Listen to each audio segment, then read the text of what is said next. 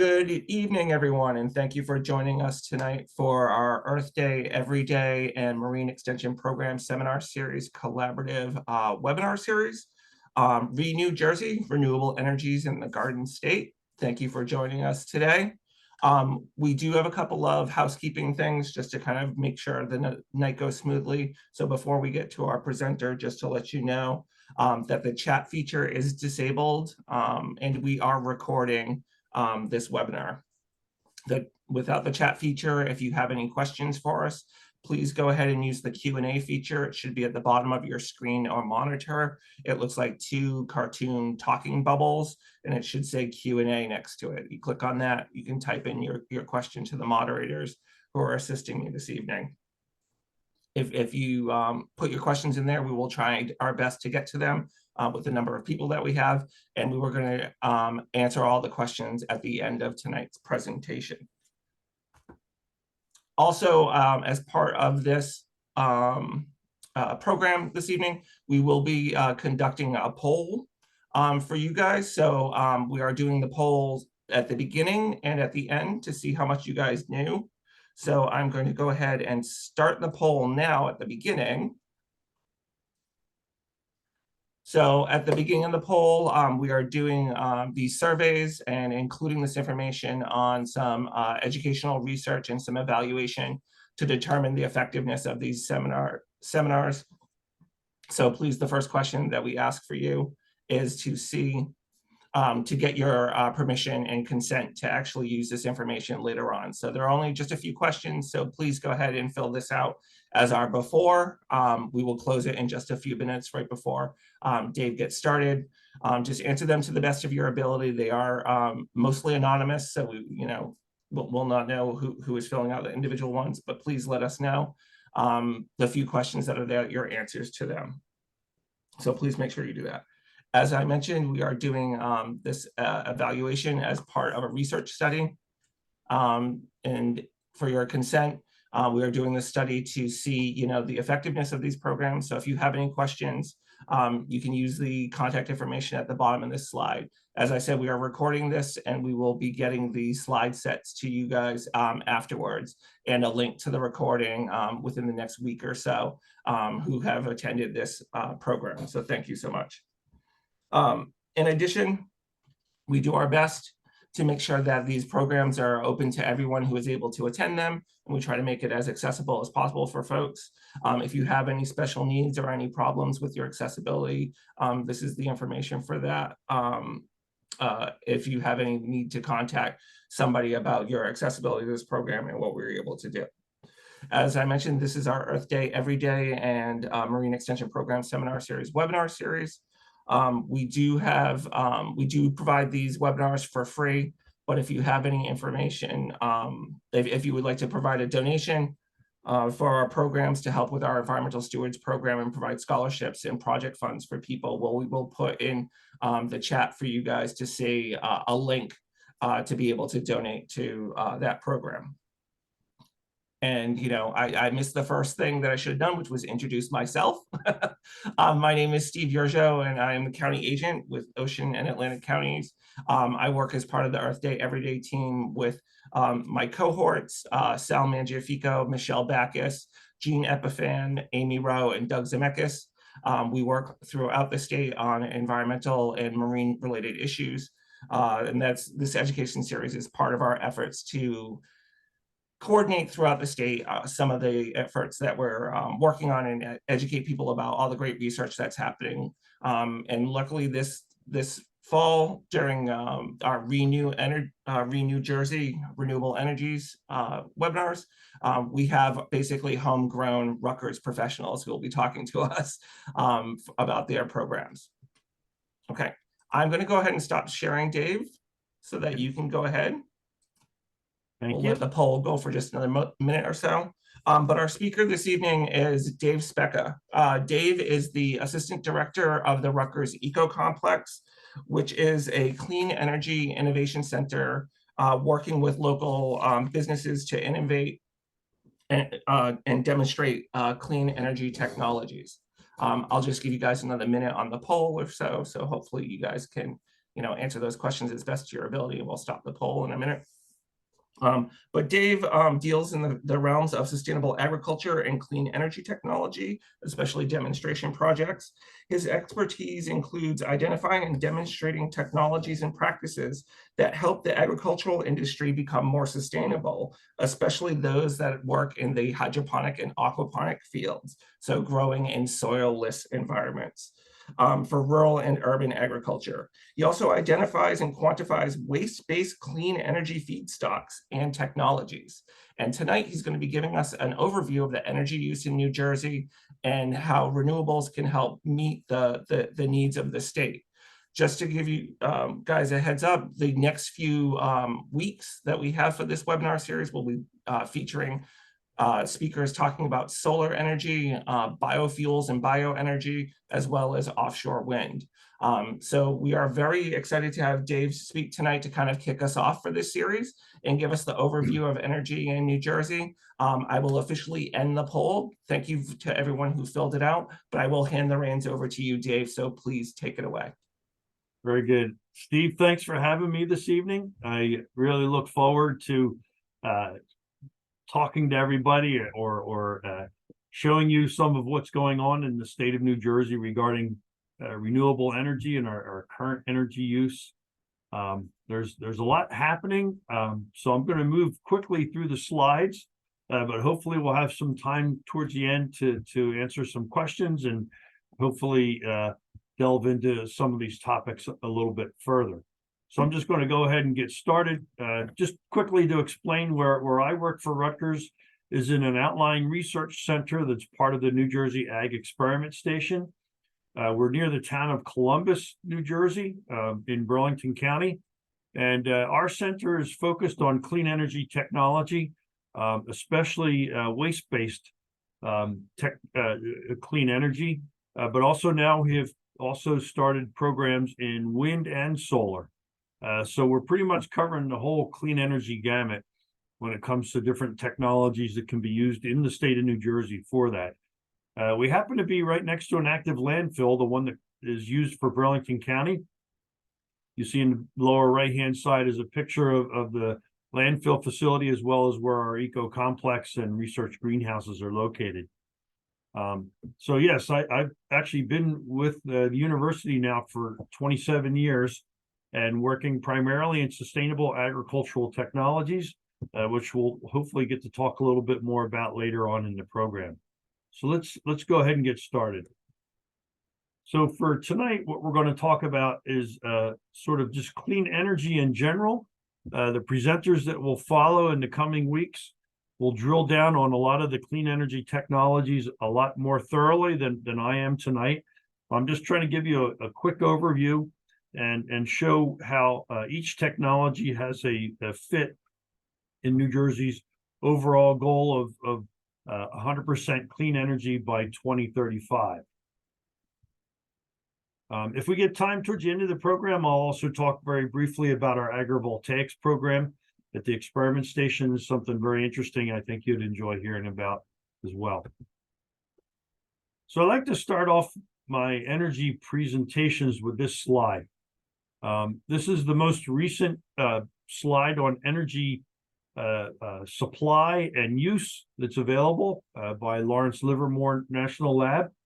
And on the left-hand side of the slide are all the sources of power, and that would be in terms of electricity, also heat that comes from these different types of fuels. And in each box is the amount of quads, which is basically a quadrillion BTUs, 10 to the 15th. A quadrillion BTUs is equal to about 170 million barrels of oil, to give you an idea of the tremendous size of energy we're talking about here. This is the U.S. overall. And this slide is very helpful in understanding where the particular fuels are being used in different applications, whether it's residential, commercial, industrial, or for transportation. And one of the things that I like about this slide is that it also follows the reject energy. So that is energy that's basically being given off as waste heat in most cases, and it's called rejected energy. And then you have the energy services, which is roughly a third of the total. So while we're using about 100 quads per year in 2021, that number still holds pretty steady now. About only 31.8 quads is actually going towards the actual work. One of the things this points out is that if we want to conserve energy, one of the first places we could really start to make a big improvement is by trying to utilize the waste heat and other forms of waste energy that come off of these technologies. And this is talking about energy efficiency more than it is clean energy technology, but they do kind of go hand in hand. You can see on the left side some of the renewable energy technologies like solar, hydro, wind, and biomass. They're all renewable technologies, geothermal as well as a relative amount of energy coming from that. While nuclear is certainly not renewable energy, it is a clean energy technology in that it does not produce any air pollutants. So that kind of gets lumped into some of the clean energy goals sometimes by using nuclear.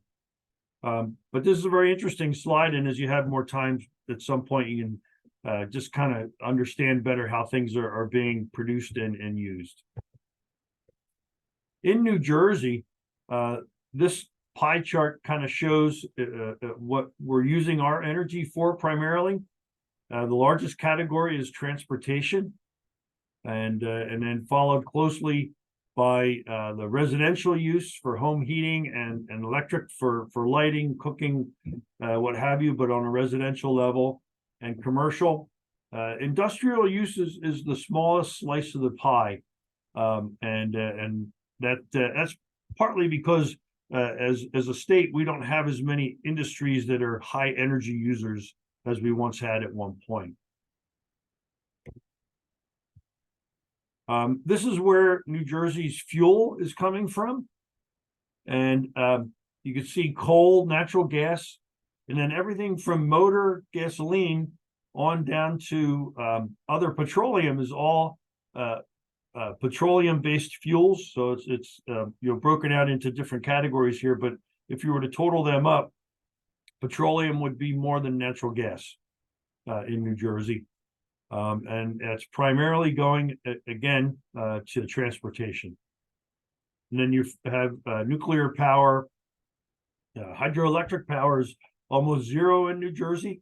Obviously, we don't have any big dams producing hydropower in our area, but we do have a substantial amount of biomass and other renewables that are contributing.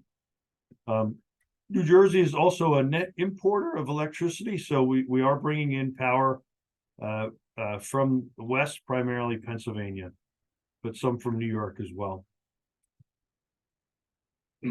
So transportation is leading in energy consumption in New Jersey. About 10% of the state's workforce uses mass transit, which is the highest statewide rate in the country. And we have the largest statewide public mass transportation system, which might be surprising to a lot of people. But this is a statewide. It's not looking at just like the New York City system or the San Francisco system. This is on a nationwide basis. One of the things that we learned from Superstorm Sandy is that we need to diversify our transportation fuel sources because relying just on petroleum fuels really puts us in a very difficult position when you have natural catastrophes like Superstorm Sandy was. Perth Amboy is one of the largest of 3 storage sites for over 1 million barrels of home heating oil. And that's because the Northeast uses home heating oil quite a bit more than other places in the US. And the Global Warming Response Act has a goal of 330,000 light-duty vehicles for New Jersey by the year 2025. So that's not very far off. So it's a very aggressive plan to get some of our transportation to switch to electricity for fuel. When you look at electricity, we almost use almost no petroleum for electricity, which is pretty typical. Petroleum is a very expensive fuel to use to produce electricity. Most of our electricity is coming from natural gas and nuclear. Nuclear fuel just edges out natural gas by a little bit. Coal-fired was not produced here in New Jersey, but this is what was being imported from other states. And non-hydroelectric renewables is also making up a small percentage of that total. So as I mentioned earlier, that nuclear and natural gas make up the largest percent of our electricity production, about 90%. Even though we had a reduced amount of production since 2019 because of COVID, those numbers are starting to crank back up again. One of our nuclear plants, the Oyster Creek plant, was shut down in 2018. So now we just have one plant that's operating down in Salem County by PSE&G.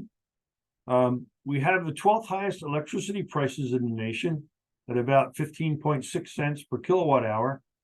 And the average home in New Jersey uses 127 million BTUs per year, roughly costing about $3,000 in energy costs. So I don't know how your energy costs at your home compares to that, but it is sort of a benchmark number to work from. Based on our desire to reduce global warming and greenhouse gas production, in 2019, the Board of Public Utilities released the 2019 New Jersey Energy Master Plan. And here are some of the highlights as it relates to clean energy. We have a goal set now of 100% clean energy for all the electricity that's used in the state. It was changed from 2050 for that goal down to 2035. So it's actually gotten more aggressive. We're looking to also have an 80% reduction in greenhouse gases produced below 2006 levels. As part of this goal for clean energy, by 2035, we want to have 17,200 megawatts of solar and 11,000 megawatts of offshore wind. As I mentioned earlier, also implementing a lot of electric vehicles is key to that. And improved energy efficiency is also very important in this whole equation to keep our demand for electricity at manageable levels. So I'm going to just briefly go through some of these technologies. Again, solar, wind, and biomass will be covered in detail in the coming weeks by experts from Rutgers University. I think you'll find those all to be very interesting presentations. So I'll start with solar. So our clean energy goals for solar, as of now, we produce 4.5 gigawatts of electricity from solar. We're in the top 10. Actually, I think we're number 9 nationwide for the amount of solar that's been installed, which says a lot for a small state like New Jersey. We've got about 180,000 installations statewide. And the industry continues to grow very strong. In 2022, we had a total of 455 new megawatts added. Again, our master plan targets by 2030, we want to be at 12.2 gigawatts, and then that 2035 goal, where we hope to be at 100% renewable energy for electricity of 17.2 gigawatts. Right now, we're at 4.5, so you could see that in a very short period of time, we've got quite a challenge, quite a long way to go. So we'll discuss how some of that may occur. One of the things I like to show in my presentations as well is where the resources are. You're talking about renewable energy for solar or wind. Where are the resources in the United States? And if you look at this map, it's certainly not in New Jersey. Our highest light levels are certainly in the Southwest. But New Jersey has a very aggressive clean energy program that helps to offset the slower payback period of what would be done in the southwestern states. So that additional funding that comes through the SREC program, the solar renewable energy credits, helps to offset the less efficient solar panels that are mounted in the state.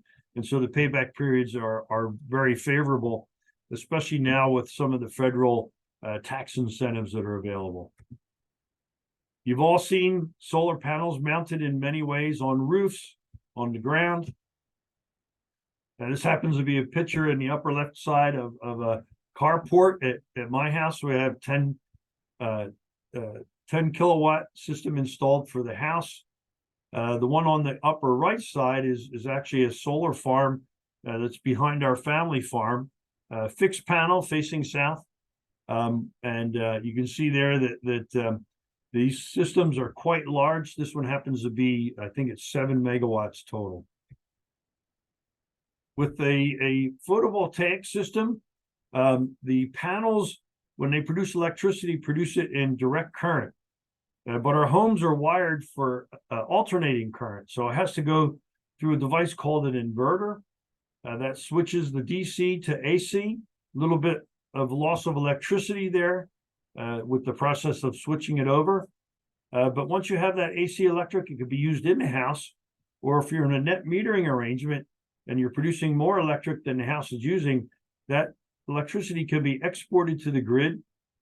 And then if you draw it back in at night, when the sun's not shining, then it's net metered. It just basically runs the meter backwards when you're exporting and running it forwards when you're importing. You can see here that this is some of the equipment that's involved. The two systems on the left are inverters. That's what converts it from DC to AC. This is a net meter on the right side, and that number will go forward and backwards depending on which direction the electricity is flowing. New Jersey has a very favorable net metering program. Again, it's another incentive that was set up by the state to encourage solar to develop here in New Jersey. It makes it much more attractive for consumers as well as small businesses, up to 2 megawatts. So a little bit about these programs that help with the solar electric energy generation and the payback on your investment. So everything's based on what are called SRECs, solar renewable energy credits. It's equal to 1,000 kilowatt hours.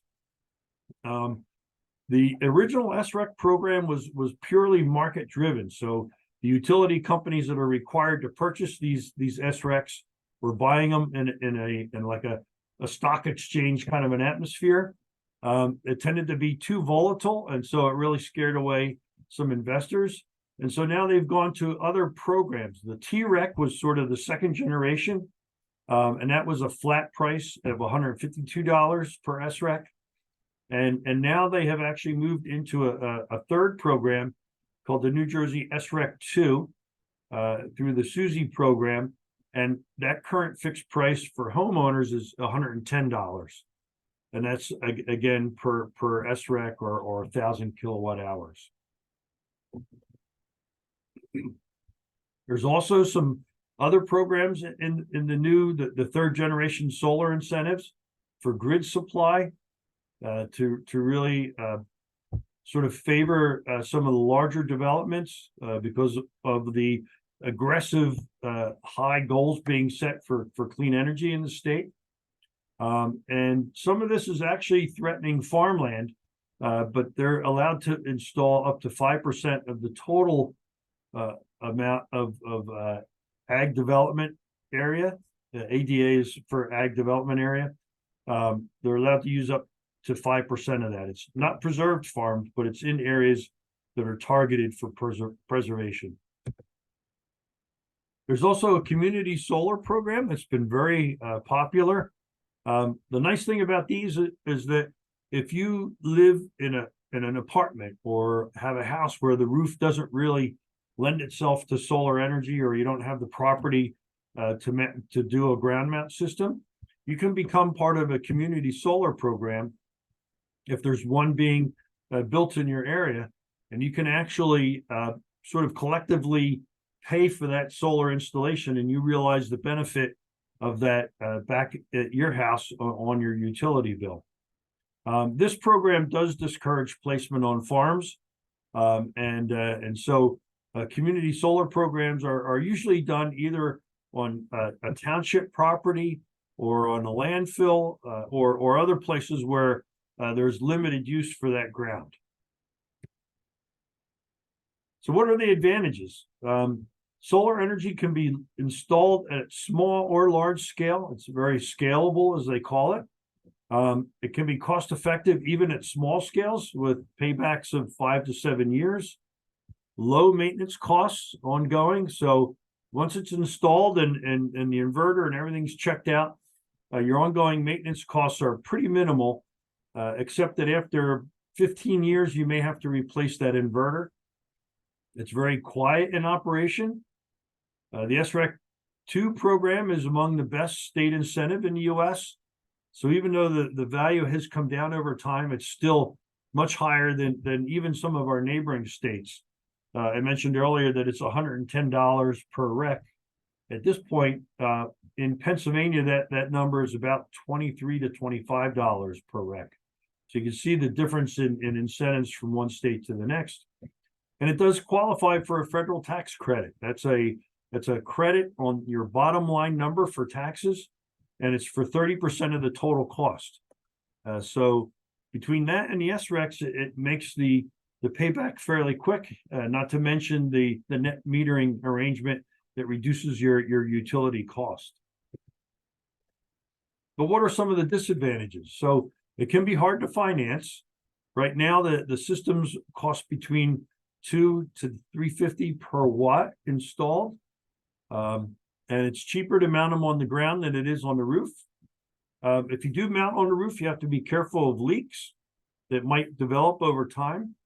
Some people find them to be an eyesore, and not every rooftop is in an ideal orientation or location for solar.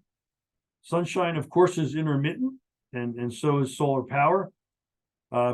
Without the existing incentives, the payback could be very long. It could be over 15 years, which is certainly a lot longer than a lot of people would make an investment in. Large-scale ground mount systems compete for viable farmland, and agrivoltaics, which I hope to talk about later, will be one way to avoid that conflict. Let's move on to wind energy. This is just a photo from Europe.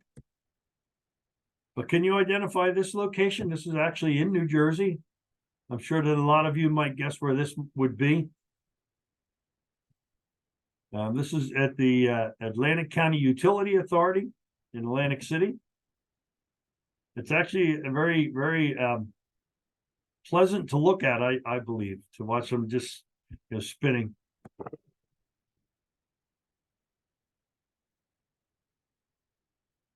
Again, here's where our wind resources are across the US. A lot of good spots are out in the Midwest and the mountainous areas, as well as along the Appalachians. And it's hard to see in this slide, but also in our maritime regions of the Great Lakes and along the coastline in the East Coast.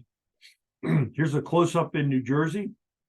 So on land, we actually don't have very good wind resources, class 2 or 3 at best. That means that they spin 20% or 30% of the time.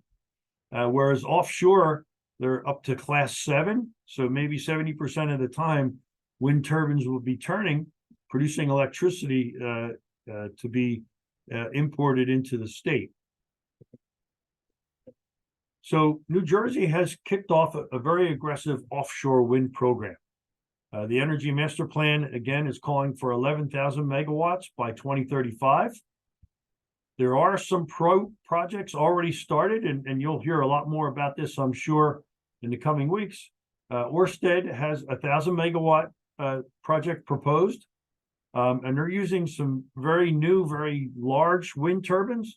They produce 10 megawatts with each turbine, and the blades from one end to the other are 350 feet long. The stand up to the hub height is 906 feet.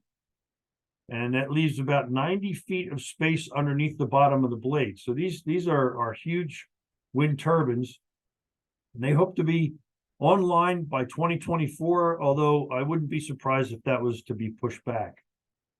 One of the challenges with any renewable energy project is interconnection, and that is the process of taking the electricity produced and putting it into the grid in a way that you don't overheat the wires and it can accept the power coming back.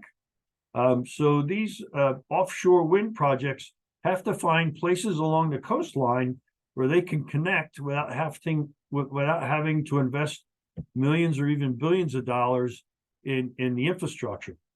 So some of the natural places to do that would be at the Oyster Creek nuclear plant, which has been decommissioned, as well as the BL England plant, which is a retired coal plant down close to Ocean City. And they can run the wires across the ocean floor and interconnect at those power plants. The Atlantic Shores project is also a second project in the works. That's another 100,000 or 1,000 megawatts, and they'll be adjacent to the Ørsted's project. If you look at this map, the two green blotches that are on the southern end of the state, that's the Ørsted and Atlantic Shores project. That's where they are intending to go.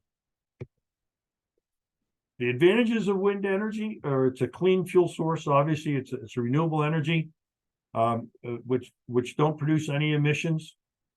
It is a domestic use of energy, or production of energy rather, and it is one of the lowest priced renewable energy sources in existence, between 4 to 6 cents per kilowatt hour. Disadvantages are that there's a high initial capital investment, again, holding back some investors. The challenge is that the wind is intermittent. So you really need to do your homework and locate these wind turbines where you have a good steady supply of wind. And offshore is one of those locations. And one of the other disadvantages are that on land, the noise they produce can be a problem. Some people do not like the way that they look, their aesthetics. You could imagine building a nice retirement home in the mountains and having to look across the valley at another ridge that's got the turbines on it. That may not be very good for you as a home investor. And there has been incidences with birds and bats, although the Audubon Society has been doing inventories of bird kills at the Atlantic City installation, and they have not found as many bird kills as what they were expecting. The offshore applications are more issues with some of the larger bird migrations and whale migrations, and its impact on commercial fishing. So that's some of the disadvantages to be aware of as we consider these clean energy technologies. I want to just talk very briefly about geothermal. You won't have a speaker talking about this technology, but it is considered a clean energy technology. It is one that has the 30% tax credit associated with it at the federal level, but it does not have a state incentive at this point in time because the state incentives are tied to electricity production. And here in the East Coast, you're not going to produce electricity from geothermal. That's being done out west where the ground temperatures are much higher. But a geothermal heat pump works very similar to an air heat pump. A lot of homes have now installed air heat pumps that basically, take energy from the air or put energy into air in order to cool and to heat your house. Geothermal is much more efficient in terms of the amount of energy that you can get from the size of the heat pump. And it basically, in the wintertime, uses the 54-degree water coming out of the ground and extracts the heat from that to heat the house. It dumps that cold water then back into the ground. And then in the summer, it does just the opposite. It takes the cool water, the 54-degree water coming from the ground and cools your house. So it is a very cost-effective way to heat and cool your house. A lot of schools that have been built recently have geothermal systems. And one thing you need to be careful about if you're considering this is that you make your heat exchange field large enough, because a lot of people are finding that the cooling load for summer cooling is much larger than the heating load. And so over time, ground temperatures are tending to increase. So make sure that field is large enough. Some of the advantages is that it can be used for both heating and cooling. It's cost effective, even at a small scale, at the home scale. It doesn't impact the view shed, and it does qualify for those tax credits. But unfortunately, in New Jersey, there are no state incentives at this point. And again, be careful not to under-design the heat exchange field. Last but not least is biomass. I want to talk about that very quickly. And when you talk about biomass, there's different types of bioenergy that you can produce from them. You can produce biofuels. I'm sure all of you have probably heard of ethanol, biodiesel. Those are considered biofuels. Biopower would be technologies that produce electricity. And it's through technologies like direct firing, co-firing, gasification and pyrolysis, and anaerobic digestion, which we'll talk a little bit more about in a minute. And then bioheat, which is by far the most widespread form of bioenergy in the world. But it does require that the materials be dry. Less than 50% moisture would be considered dry enough for combustion to produce bioheat. And that sometimes is a challenge. Even if it's fresh wood or food waste, it's got too much water in it to be effective. So Rutgers actually did a assessment of biomass in New Jersey, and I was part of the team that did that. We found a lot of interesting information from the analysis, and we looked at a number of different types of biomass. So biomass is not just one type of fuel.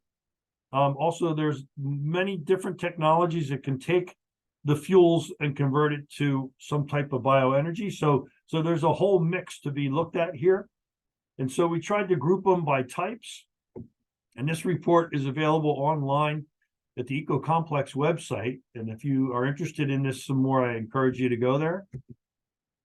But when we assessed the biomass available in New Jersey, by far the largest source was actually in our solid waste.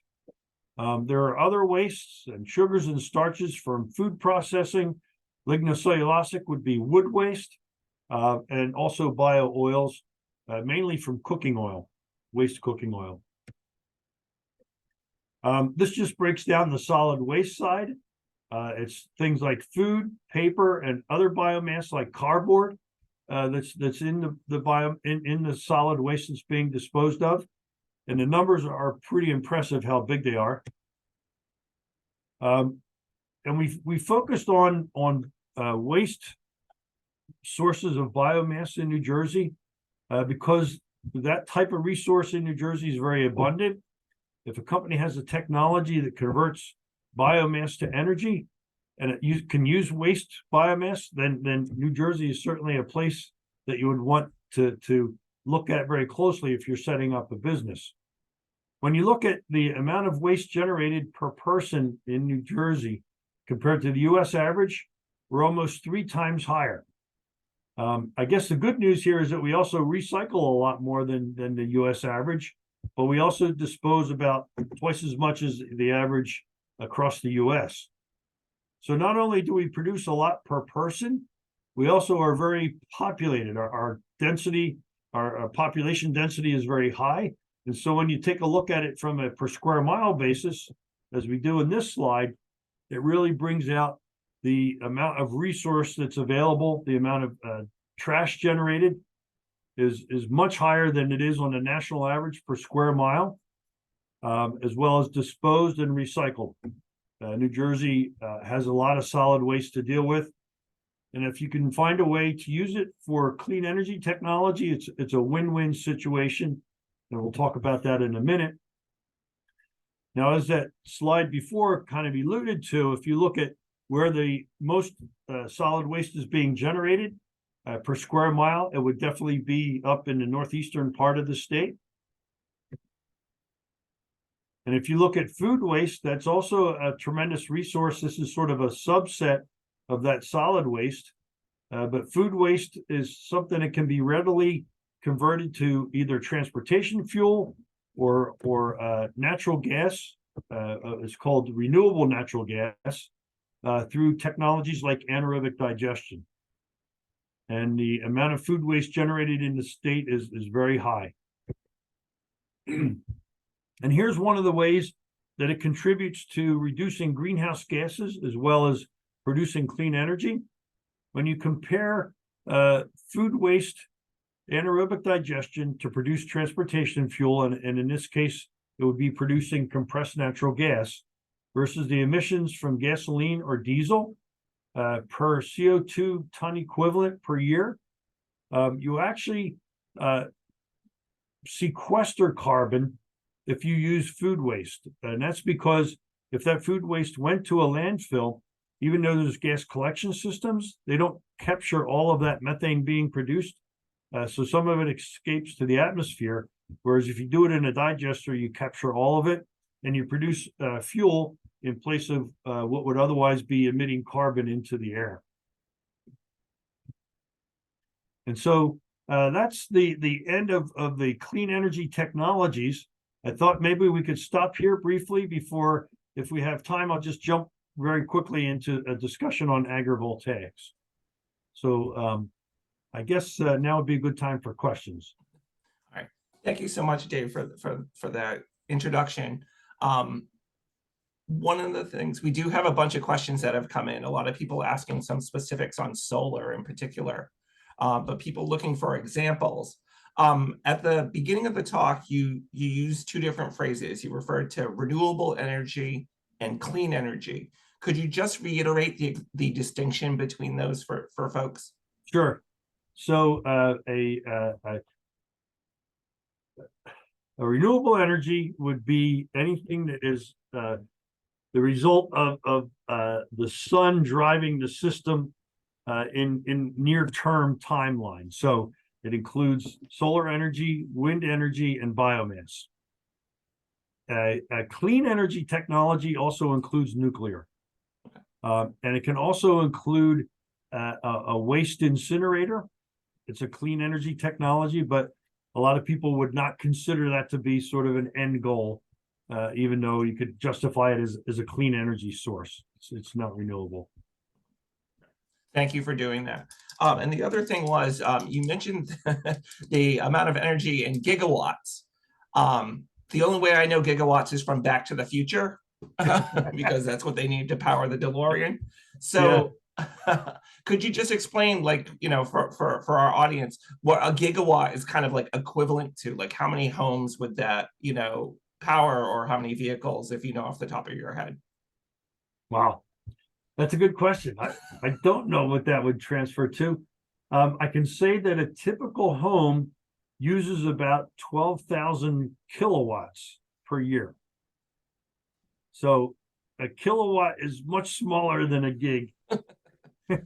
Yeah, giga means that it's a billion, correct? Right, a billion watts. Right. And if people want to have terawatts, and then you have the quads.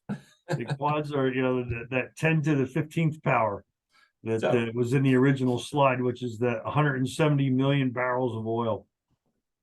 So if everyone at home and the people listening can think of their light bulbs are 60 to 120 watts. So you can kind of do the math to figure out, what a gigawatt would actually entail. Right. Okay, so we do have some people who threw in some questions. Somebody was asking, can you give an example of a commercial user that uses a large amount of energy, is a high energy commercial user, like some sort of commercial facility? Sure. Not industrial, I take it. They're wondering about commercial. Mm-hmm. Yep, that would be a food processor, perhaps someone that uses a lot of refrigeration. Refrigeration takes a lot of energy. Also, there are some, it's kind of a blend of industrial versus commercial, but things like car washes and and places that use a lot of heat to either dry things down or melt things to make plastics and things like that. And just to let you know, Dave, I did put in the chat for folks a link to the biofuels biomass report that you mentioned that was done. So great. if people want to download, they can have that. Great, thank you. Okay, no problem. So in terms of residential uses of energy use, someone is wondering how is the numbers that you gave for the overall energy use for residences in New Jersey, how is that kind of divided between electricity and heat/gas? You know, I don't know if I've ever seen it broken out between the heating versus power, electric power. That I think it's because the number can be very variable depending on how well insulated your house is. You know, the amount of fuel used for heating could be quite high in a poorly insulated house, whereas it would be pretty low in an efficient house. But again, that's a good question. I don't know what that proportion would be. I will just remind people in the audience that we did do back in 2021 a webinar, part of the Earth Day series on energy efficiency and getting your home ready for winter. So if you want to visit our webpage to review that one and find out some more information on the energy efficiency stuff that Dave is mentioning. Right. Okay, so we have a lot of people interested in solar, so we have a bunch of questions about that. Somebody was wondering if you knew what the breakdown of overall New Jersey solar, how much is in residential, how much is in commercial and in industry, and how much is kind of community solar. So I don't have those numbers at the on hand right now, but you could go to the Board of Public Utility Clean Energy website, and the Clean Energy website does have a section that breaks it out by application, commercial versus residential versus industrial. And before we finish up, hopefully we can get that into the chat for folks as well. Sure. Okay, so someone asked about solar panels and keeping them clean and free of debris and bird poop. Are there ways to go ahead and do that? We've found that in New Jersey, it's really not necessary. Because if your panels, I mean, other than panels that would be mounted horizontally perhaps, but there's enough rain and wind in New Jersey that it tends to keep the panels fairly clean. Even the large grid scale projects don't have a panel cleaning program that I'm aware of. Unlike the Southwest that actually has to go through routinely and clean the panels off. It's not really necessary here.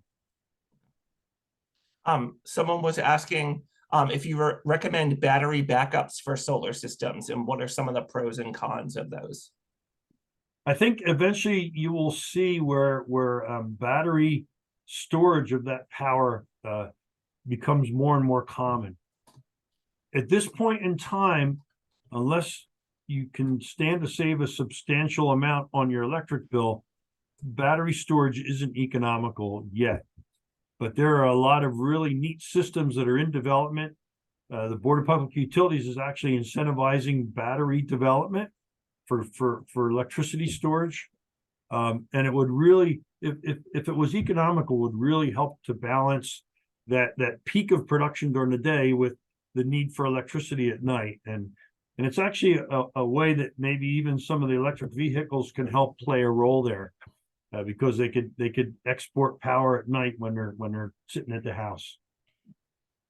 So there are some people just throwing into the Q&A that they've had solar panels for 15 years and they've never had to clean them. And someone else is also saying that it's expensive to do battery storage as well too. So yeah, there's a cost it that goes is into expensive. Yeah. But I think it's going to be going forward. It's going to be a very critical part of our clean energy program. Okay. And part of that is this cost to connect to the grid. If you didn't have to export everything all at once, you could just kind of let it meter out through the night from your battery into the grid, and so you wouldn't need as large of a grid system then. Okay. I believe for now, this is the last solar question that we have. Someone's asking about how municipalities in New Jersey that don't have the upgraded grids to support the use of solar energy, how do they combat that and be able to connect into a grid system using solar? So it's really one of the first things that you need to find out if you are looking into solar, is that the local utility, the power provider for your area, has the capacity to take the electricity you're going to export. One of the areas we found that are very grid constrained right now is in Atlantic City Utilities, ACA, Atlantic County, Atlantic City Electric, ACE. Atlantic City Electric is a utility. Especially in the rural areas, they have limits on how much you can export. And so you would need to know that before you begin planning your project. The way that they can improve the capacity is really to I guess, first of all, just make a request of your utility to look into whatever they can do to increase the capacity. There are federal programs right now that are actually providing cash incentives for utilities to do these upgrades. And so it just has to be important to the utility to go after that money. So of course the audience came through with some more solar questions. Yeah, I said that was the last one. I'll tell you what, why don't I flash up some of these agrivoltaic pictures?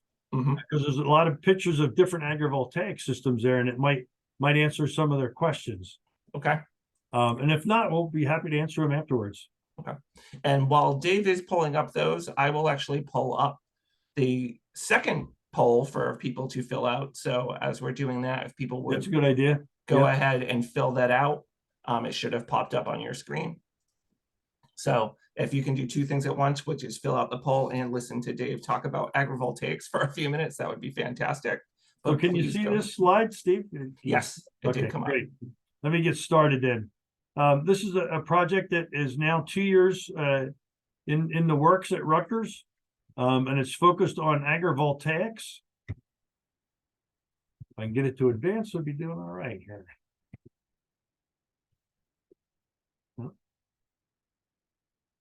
Doesn't want to advance for some reason. I apologize. Is it advancing on your slide, Steve? No, it's still on the first slide, Dave. Okay. I'm going to stop share and try that again. I will put in the plug to fill out the poll again. It's the same questions from before with a couple of other ones about the evaluation of Dave's talk tonight. So please fill that out.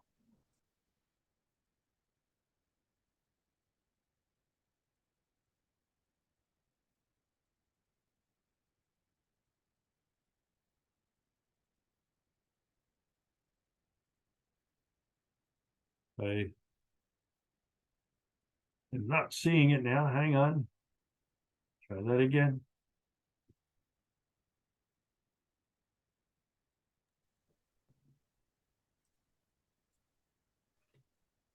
The technology bottleneck. Yeah, that's for sure.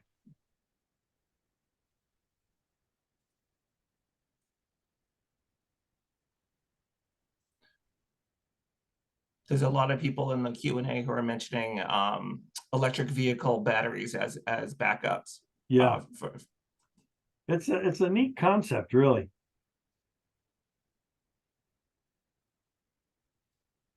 Right. I see some movement. Yeah.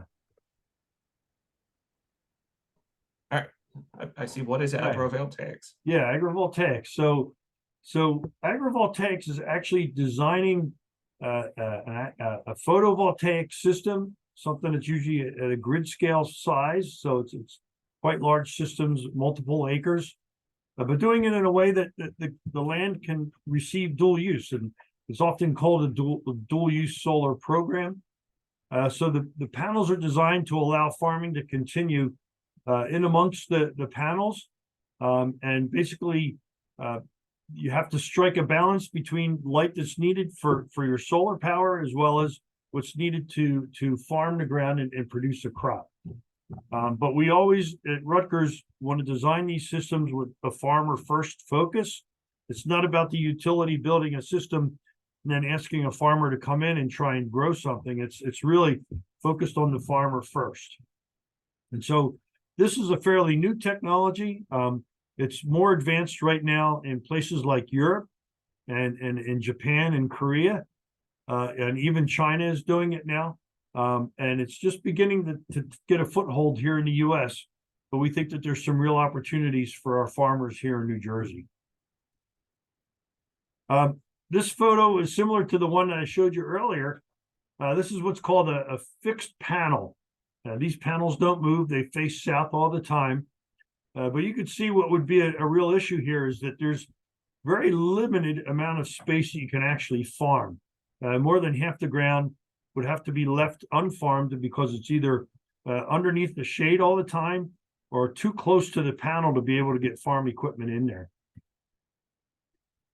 We believe that all solar installations, all grid scale projects should be made to accommodate small animals.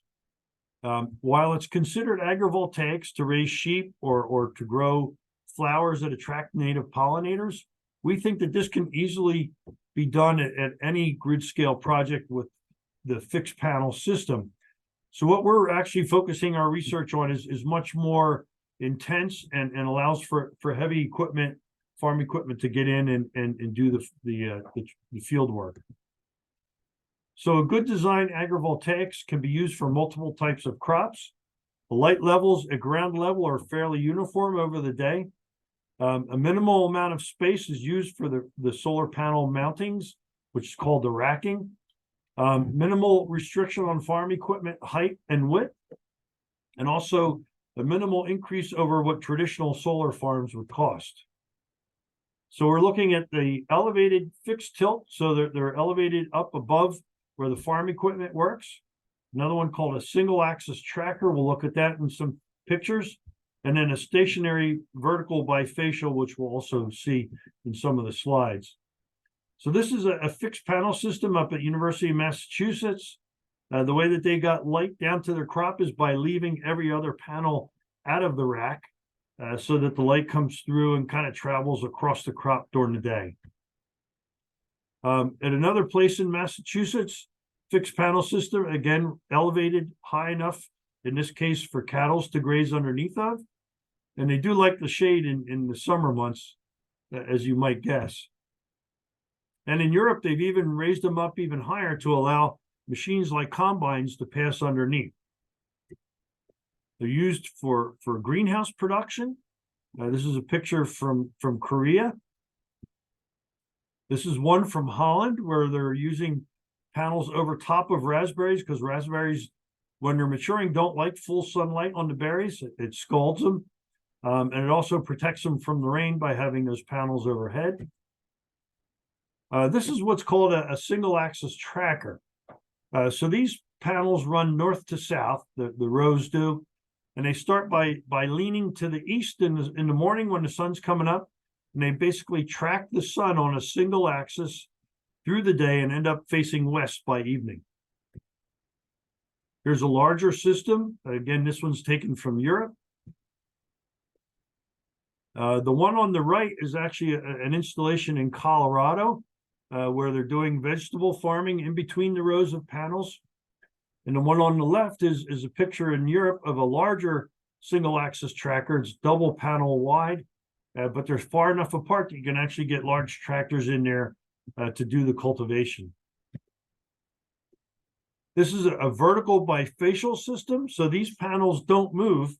They're mounted vertically, but they intercept light on both sides. So that's where the bifacial name comes from. And so it produces a lot of electricity in the morning hours and again in the evening hours, but not as much during the height of day when the sun is directly overhead.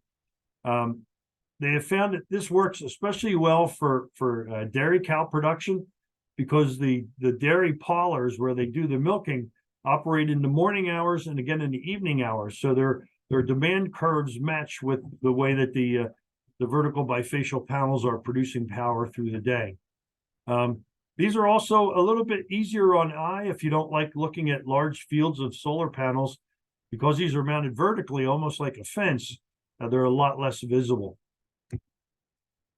They can be even spaced wider apart, so you get that flexibility on width, depending on what kind of equipment you have.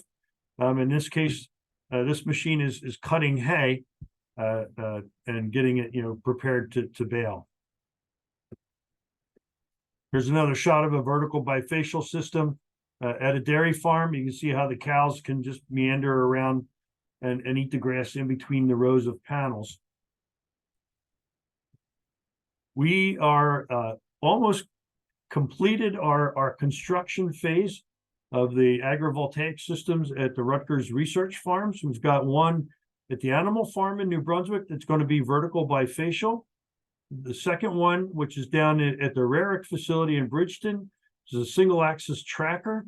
That's our largest system, 250 kW.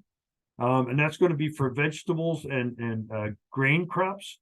And then the third location is the Snyder Research Farm, which is up in Hunterdon County. And that's going to be hay crops. Again, that's a single axis tracker. And that's all I have for the agrivoltaics. I could spend hours talking about it and what we think some of the applications may be. But just so you're aware that we're working on this. One of the challenges is that New Jersey farms are under tremendous pressure for development. They're approached by people wanting to build warehouses, by home builders, and now by large photovoltaic or solar farms that just want to come in and convert the whole farm to a solar farm, which would preclude doing any further agriculture there.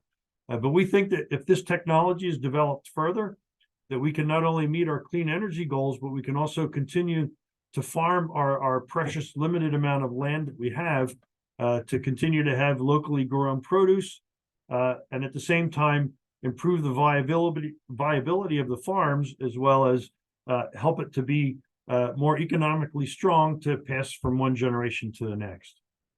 So it's something that we hope has a lot of potential. The crop trials are going to start this coming year, so we'll have a lot more to share in the coming years on that. That's all I have. Great, Dave. Thank you. Thank you for that great application of the solar panels too. So that's a nice segue for our talk next week from Dr. Dunbar Burney, who will be talking about solar energy next week. So please come back for next Monday's webinar if you haven't registered for it already. If you have time, Dave, I do have one more question about solar, since you kept talking about agrivoltaics. Someone was wondering how energy efficient and good are solar roofing shingles as compared to the traditional panels? So the shingles versus the panels. Right. So I don't know the specific yield of the shingles. I do know that they're less efficient than the panels themselves. Some of that comes from the heating that occurs to the shingles. They can't cool themselves off because they're up against the insulation in a house or in the attic space, whereas the panels that are mounted above have a little air gap underneath that helps to keep them cooler. As they warm up during the day and bright sunlight, the efficiency drops off in both the shingles as well as the traditional panels, but the traditional panels tend to be more efficient. How much more, I couldn't tell you offhand, but it's a good question. A couple of people putting into the Q&A how it was an excellent presentation and it was full of great info. And what I will do is I will have this be our last question, and it has to do with the agrivoltaics. So we'll move on to the second presentation that you were kind enough to give us. Somebody's talking about all the different options that can be there with agrivoltaics. Is there a way that you can add water collection systems or even like self-driving tractors or other equipment that can access the spaces below the panels? Yeah, it's funny how the discussion of agrivoltaics brings up all kind of creative ideas. Water collection here in New Jersey probably wouldn't be economical, but agrivoltaics is also being looked at in more drier regions of the world, where number one is they don't have a reliable electric supply, but they also don't have a good water supply. And if you could collect the rainwater off of the panels in a gutter mounted to the bottom and channel it into some kind of a holding tank, then it creates another advantage. As far as having autonomous tractors and other equipment work in and amongst the agrivoltaics, that's also a very good idea. It's one that we hope to be able to demonstrate at the research farms as well, to take advantage of the automated equipment's ability to work very tight measurements, very tight tolerances and close to the poles. Would be very interesting to see. Yeah, there seems to be a lot of flexibility for the farmer, you know, in those types of systems, like the different systems that you mentioned, but also, you know, for the different types of crops that they grow as well. Yeah, I think you'll be hearing a lot more about that in the coming years. Look forward to it. Yeah. So I'm going to go ahead and actually end the poll, but I know that everybody who is attending would really like to thank you, Dave, for your time. You're and very for welcome. all the great information. I know that we thank you as part of the team. Yep. So thank you everybody for joining us this evening and all your questions. I will go ahead and stop the recording, but be on the lookout in the next week or so for it hitting your email. So thank you everybody for being here tonight.